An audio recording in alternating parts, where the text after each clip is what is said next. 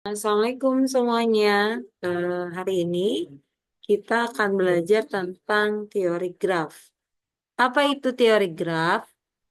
Graf itu digunakan untuk mempresentasikan objek diskrit dan hubungan antara objek-objek tersebut. Nah, graf direpresentasikan dengan visual yang menyatakan objek-objek sebagai bulatan atau titik atau noktah, sedangkan hubungan antara objek dinyatakan sebagai garis. Nah, ini apa visualisasinya? Titik-titik menyatakan objeknya, sedangkan hubungan antara objeknya itu dibuat dalam bentuk garis. Oke, selanjutnya adalah contoh graf, misalnya ini adalah peta jaringan jalan raya yang menghubungkan sejumlah kota di Provinsi Jawa Tengah. Kita lihat di sini ada titik-titik objek gitu adalah kota-kotanya Brebes, Tegal, Pemalang, Pekalongan, Kendal, kemudian dihubungkan garisnya itu adalah berupa jalannya. Oke, selanjutnya eh, definisi graf. Graf atau disimbolkan dengan G dengan huruf kapital didefinisikan sebagai pasangan himpunan yaitu V ini adalah vertex dan E itu adalah edge. Maka kita tuliskan adalah V. Nah, kalau kita lihat di sini pada gambar yang pertama ini ada titik-titik objeknya kita simbolkan dengan V1, V2, V3, dan V4. Sedangkan yang menghubungkan titik dari misalnya P1 ke V2 itu adalah ada edge-nya, ada sisinya. Kita tuliskan dengan E1, kemudian V1, V4, E4, dan seterusnya. Oke, jadi V itu adalah himpunan tidak kosong dari simpul-simpul, sedangkan E itu adalah himpunan sisi-sisi yang menghubungkan sepasang simpul. Graf berdasarkan ada tidaknya gelang. Yang pertama ada namanya graf sederhana atau simple graph.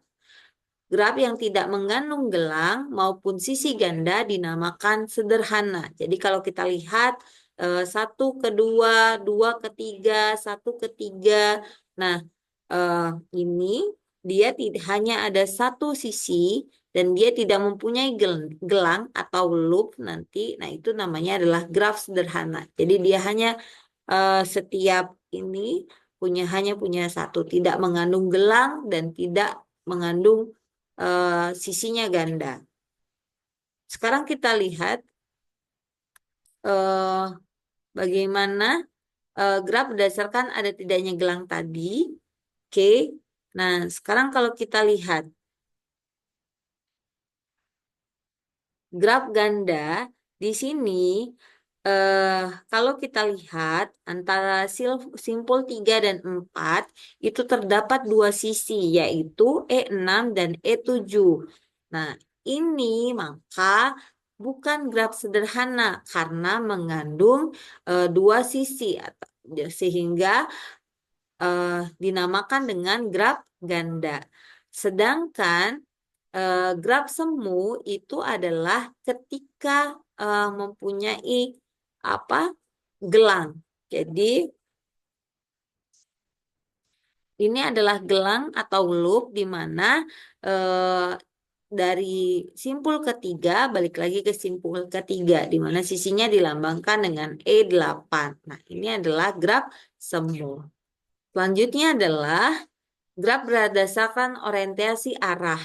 Terbagi atas dua, yaitu adalah graf yang tidak berarah dan graf yang berarah. Kalau yang tidak berarah artinya grafnya tersebut tidak mempunyai arah sama sekali, tidak ada tanda panahnya. Contohnya misalnya seperti yang ini, ya, sama sekali tidak punya arah, maka dinamakan dengan graf tidak berarah. Sedangkan graf yang berarah itu adalah kalau kita lihat contohnya seperti ini nih di G4 itu ada tanda panah ya. Misalnya dari simpul ketiga ke simpul ke satu. Ini setiap di graf keempat ini di contoh A ini adalah dia adalah graf berarah dengan kita lihat saja ada tanda panahnya. Sedangkan yang B itu adalah graf berarah juga, tapi dia adalah yang B itu adalah dia punya ada yang sama gitu ya. Jadi dia dinamakan dengan graf berganda. Oke. Nih, kalau kita simpulkan dari jenis-jenis graf tadi, graf sederhana itu dia tak berarah, kemudian sisi gandanya tidak diperbolehkan, jadi tidak boleh ada sisi ganda dan juga tidak boleh ada sisi gelang. Itu graf sederhana. Sedangkan graf ganda itu adalah sisinya tak berarah, kemudian tentunya ada sisi ganda yang diperbolehkan dan tidak boleh ada gelang.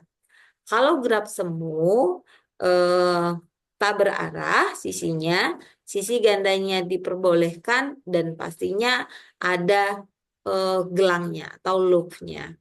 Nah, kalau graf berarah sisinya berarti ada arahnya ya, ada tanda panahnya.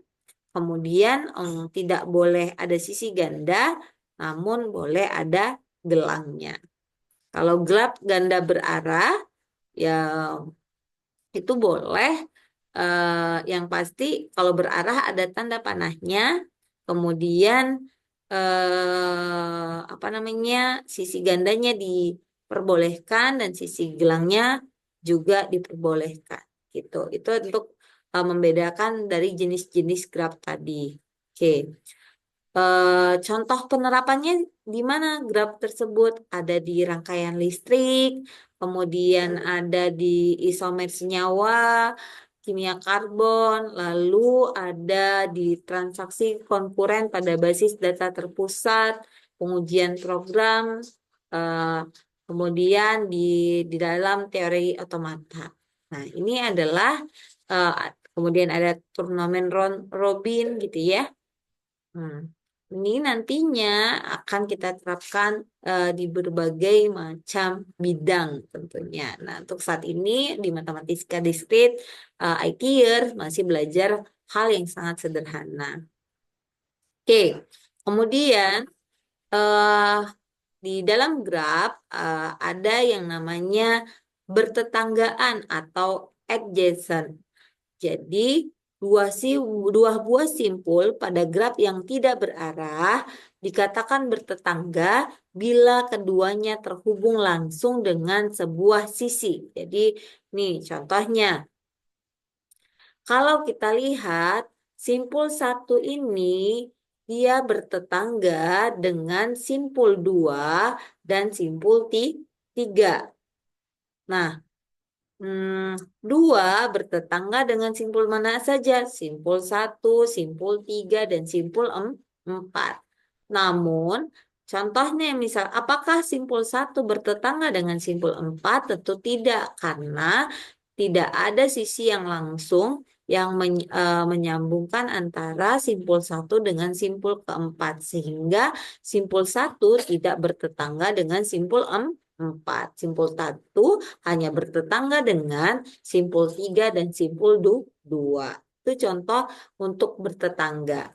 Kemudian ada yang namanya bersisian. Bersisian atau insiden untuk sembarang sisi E, H-nya itu di mana ada U dan V, sisi E dikatakan bersisian dengan simpul U dan simpul P-nya. Oke, contohnya misalnya, kalau kita lihat ada sisi 2 dengan 3. Nah, 2 dan 3 ini bersisian dengan simpul mana saja ya? Simpul 2 dan simpul 3. Lalu misalnya nih, sisi 2, 4. Berarti bersisian dengan simpul berapa? 2 dan 4. Nah, kalau kita lihat misalnya, satu itu apa sisi satu dengan 2 ini dia tidak bersisian dengan simpul 4 gitu. Itu adalah untuk bersisian. Lalu ada namanya simpul terpencil. Simpul terpencil, simpul yang tidak mempunyai sisi yang bersisian dengannya, atau dinyatakan bahwa simpul terpencil adalah simpul yang tidak satupun bertetanggaan dengan simpul lainnya. Nah, jadi contohnya seperti mana? Apa? Oke, kalau kita lihat E5 ini adalah simpul terpencil karena tidak bertetangga dengan simpul manapun. Ia hanya bertetangga kembali lagi kan dari titik simpul titik 3 ke dirinya lagi ke simpul titik 3 sisinya. Sehingga ini namanya adalah simpul terpencil. Lalu ada yang namanya graf kosong. Graf kosong itu adalah graf yang himpunan sisi-sisinya merupakan himpunan kosong. Jadi tidak ada sisinya sama sekali, hanya berupa simpul saja, maka ini adalah graf kosong. Lalu ada yang namanya derajat. Derajat dari suatu simpul pada graf tak berarah adalah jumlah sisi yang bersisian dari simpul tersebut. Jadi kalau kita lihat nih, derajat itu dilambangkan dengan D. Sekarang kita lihat derajat pada simpul satu itu ada berapa? Ada satu dengan dua. Sehingga maka derajat satu itu adalah dua. Begitupun dengan derajat untuk simpul 4. Ada satu dan dua. Nah, kalau kita lihat simpul 2 dan 3 itu mempunyai derajat 3. 1, 2, dan 3. Begitu juga derajat ketiga 1, 2, dan 3.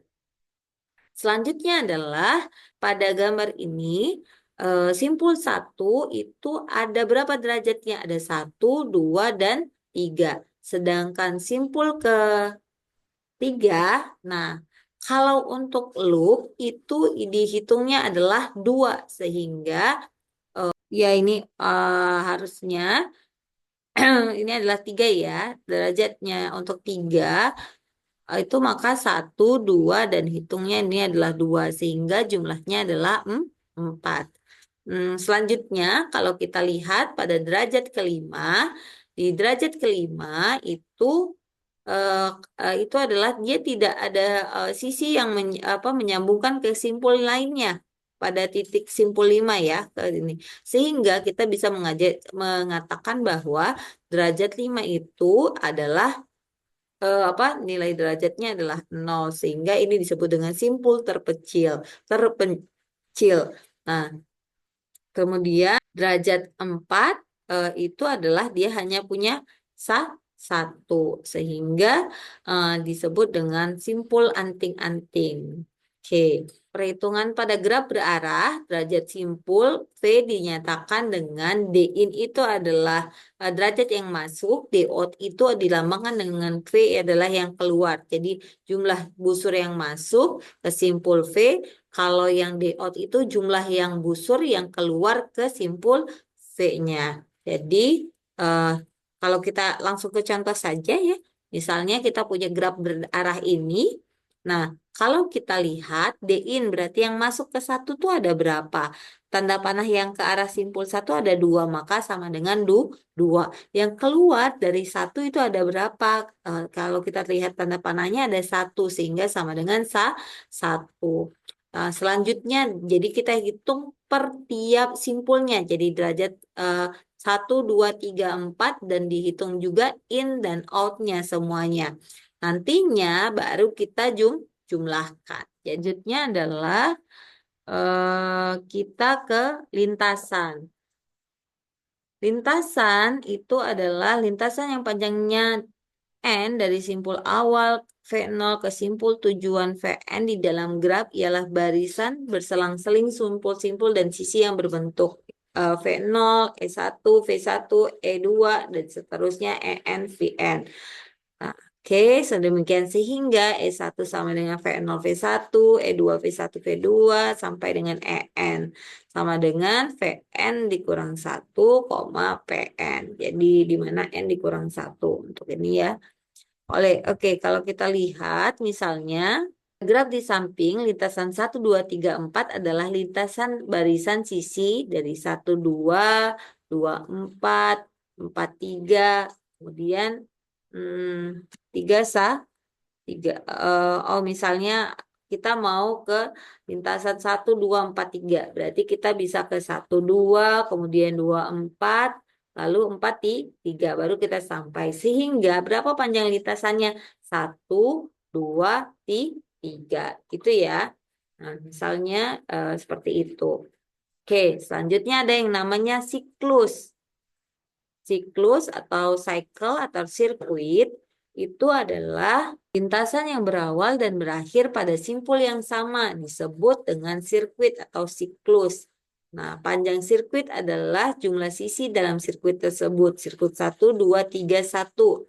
Nah, graf di bawah ini memiliki panjangnya adalah 3. Jadi contohnya seperti ini ya. Tadi ke titik yang sama ya dari 1 ke eh, sirkuit namanya. Jadi dia berbentuk sikel kembali ke titik semula. Jadi contohnya dari misalnya dari titik 1, ke 2, ke 4, ke 3, ke 1 lagi. Berarti ada jumlahnya sebanyak berapa?